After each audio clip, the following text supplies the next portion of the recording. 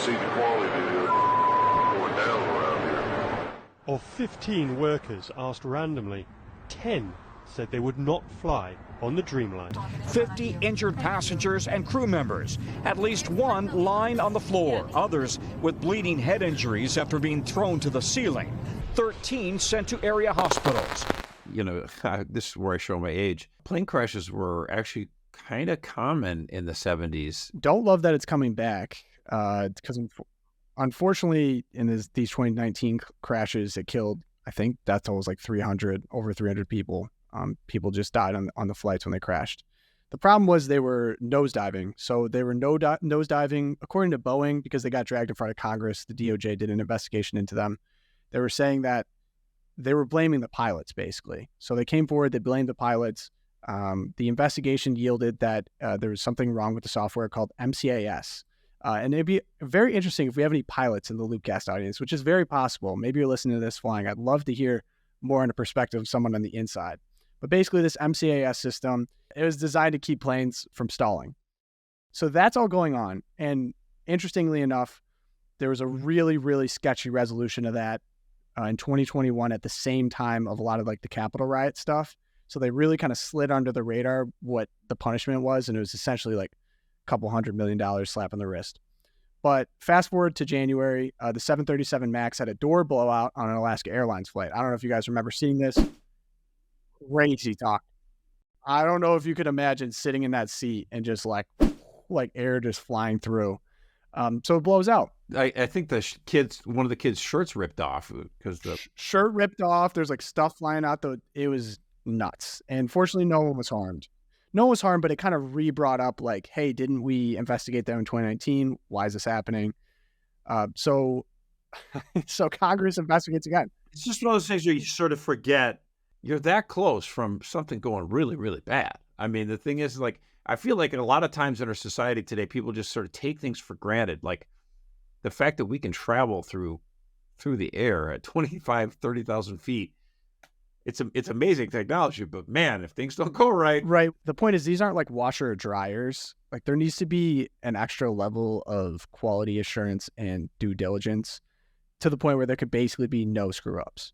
You'll kind of see as we go through this, like, unfortunately, there's kind of a ugly part of Boeing rearing its head where they've really cut a lot of corners where they shouldn't have been. So on Friday, Boeing informed a congressional panel that it was unable to find a potentially important record detailing its work on the panel that later blew out.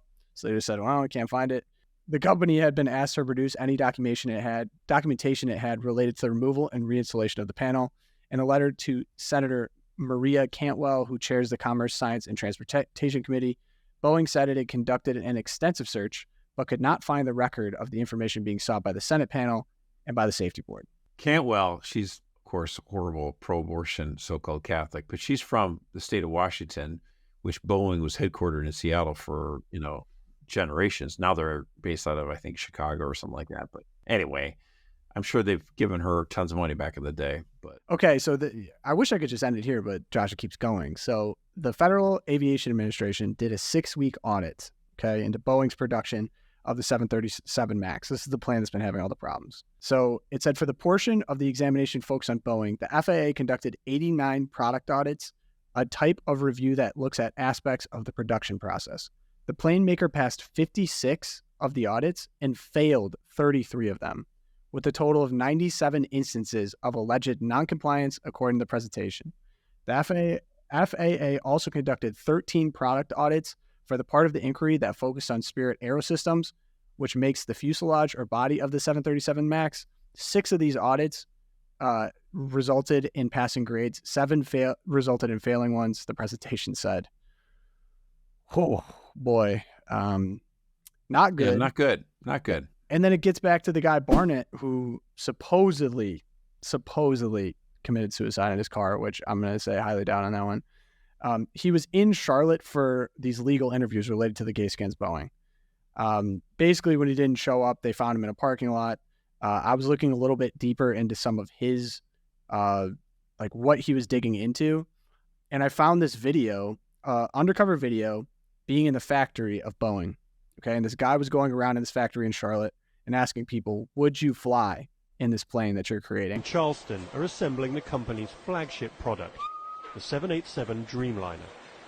But this footage reveals some have little faith in the plane they build. Did you fly in one? No. You won't fly in one. Did you fly in one of these planes? No, not really. I wouldn't fly one of these planes because I see the quality going down around here. Of 15 workers asked randomly, 10 said they would not fly on the Dreamliner. 10 out of the 15 employees working there said they would not fly in Boeing's new 787 Dreamliner because they saw how bad the quality was. An anonymous employee described it as an iceberg. He said that there's no drug testing there, so legitimately people would be like high on the job. No. Wow. It makes me nervous. And I think like another problem with this too is you've seen all like the spirit, like the LGBTQ stuff everywhere, the DEI stuff everywhere. And whether or not that's involved, I think that definitely gets some scrutiny when planes are falling out of the air. You can't have any other focus as a company if planes are falling out of the air other than making good parts, or you should just be disbanded, right?